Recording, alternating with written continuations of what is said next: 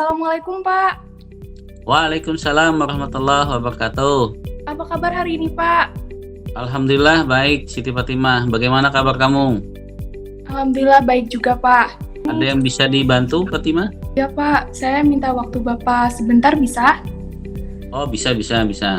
Silakan. Ya Pak, begini. Saya memiliki masalah dalam belajar kelompok Pak. Oh, gitu. Iya Pak. Masalahnya apa? Saya kesusahan Pak dalam menentukan waktu, terutama juga ada juga teman-teman yang kurang bisa diajak bekerjasama dengan baik gitu Pak. Gitu ya. Apakah kamu memang tidak ingin bekerja dengan kelompok? Bukan saya tidak mau Pak, tapi saya lebih suka belajar atau bekerja sendiri daripada bekerja sama dengan teman-teman.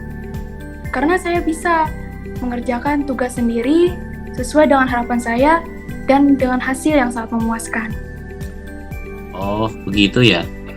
Terus kenapa kamu merasa lebih berhasil bekerja sendiri dibandingkan dengan kerja kelompok? Menurut saya bisa mengerjakan semuanya tanpa mengharapkan bantuan orang lain.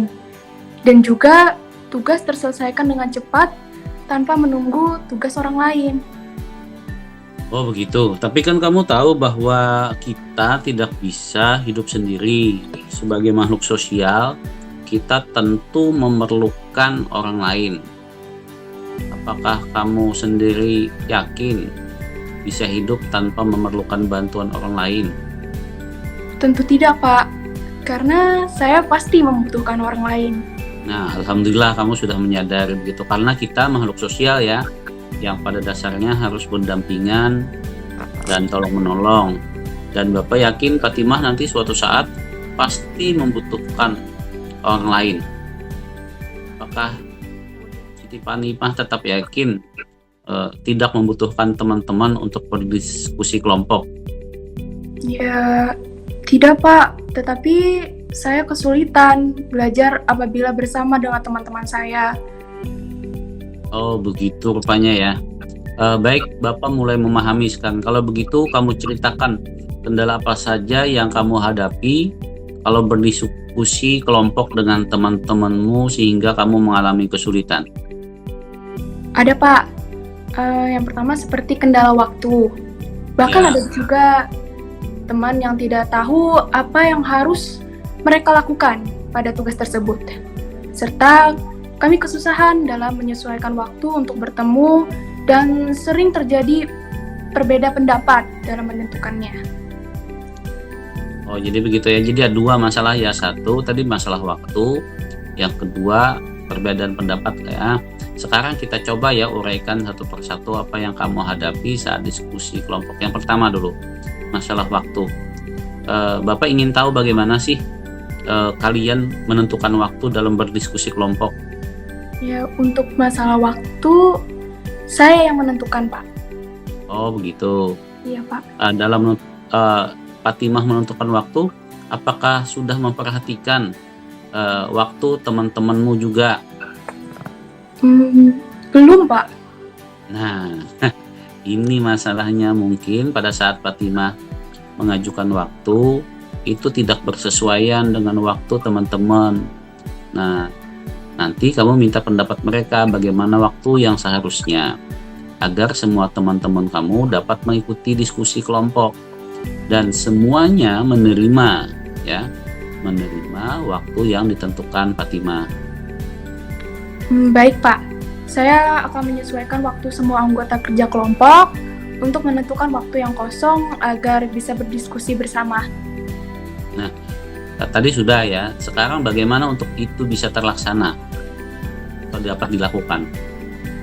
Saya akan membuat grup WhatsApp sebagai tempat berdiskusi untuk menentukan waktu kosong bagi setiap anggota kelompok, sehingga dapat disepakati waktu kerja kelompoknya.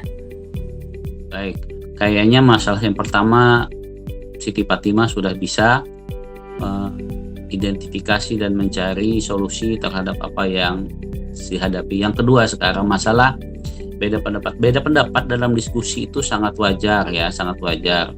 Nah, yang Bapak tanyakan, kenapa Fatimah sering beda pendapat dan tidak diterima oleh teman-temannya? Karena saya percaya pendapat saya benar dan sesuai dengan tugas kelompok.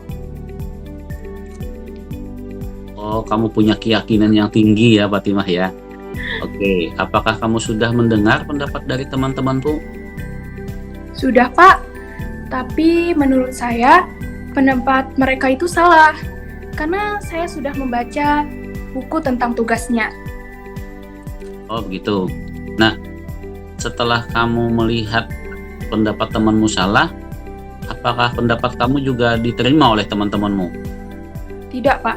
Sama kan? Mereka juga tidak setuju dengan pendapat kamu. Nah, menurut kamu bagaimana caranya agar pendapat dalam diskusi kelompok dapat disetujui oleh semua anggota kelompok? Menurut saya, kita dengar pendapat terbanyak yang mendekati kebenaran, kemudian kita ambil jalan tengahnya. Nah, bagaimana tujuan tersebut tercapai dengan baik? Setiap anggota kelompok kita dengar pendapatnya, lalu kita musyawarahkan pendapat tersebut dan dipilih pendapat yang mendekati kebenaran. Apakah Fatimah sudah melaksanakan itu? Belum, Pak. Tapi saya akan mencoba hal tersebut agar semua anggota bisa menerima pendapat kelompok. Nah, kamu sudah tahu apa yang harus kamu lakukan untuk bekerja dalam kelompok. Nah, kamu sudah membuktikan bahwa kamu seorang siswa yang cerdas, karena hasil yang kamu kumpulkan secara pribadi itu sangat memuaskan.